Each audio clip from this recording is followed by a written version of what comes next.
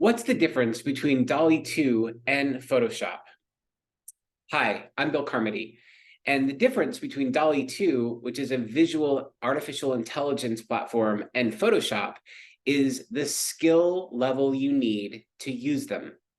So while Adobe Photoshop is one of the easier systems to use out there in the marketplace for a designer, it actually has just an insane amount of tools behind it, which means that you as the designer have to build all these incredible skills.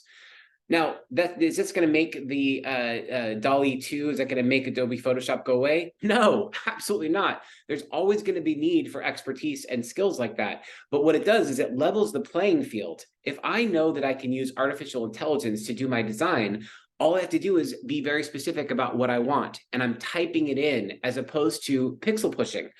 In Photoshop, you have to be able to come up with a concept and design. You have to understand the concept of layers. You have to look at light. You have to look at all the different ways in which you want to output the images. There's so much there, and it's a beautiful tool. But in this particular sense, if you know nothing about Photoshop and you don't know the basic design principles, you can still go on and be descriptive using natural language, not computer code, and be specific about what it is you want to see. And then you get a result. And you say, I like that, I don't like that, make more revisions of this, or start over. It's like, that didn't do anything what I'm looking for. The more specific you make the natural language request, the better the result you're going to get. And what happens is you're actually learning, but you're learning while doing.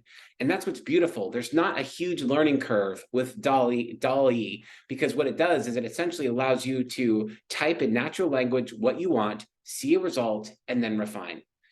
In Photoshop, you're going to actually have some basic design skills to be able to put it together. Same thing with Adobe Illustrator. Like any of those types of platforms, you're going to have to know basic design principles, and many people go to school for that design work, and it's fantastic. And there's going to be needs for that continuing going forward. But if you're not a designer, but you want to benefit from really beautiful design, suddenly this platform levels the playing field. It creates beautiful digital art with natural language. Just like you do a Google search, now you can actually do like an image search, but instead of searching it, it's creating it on the fly based on what you specified. It's so cool. I hope you enjoy playing with it.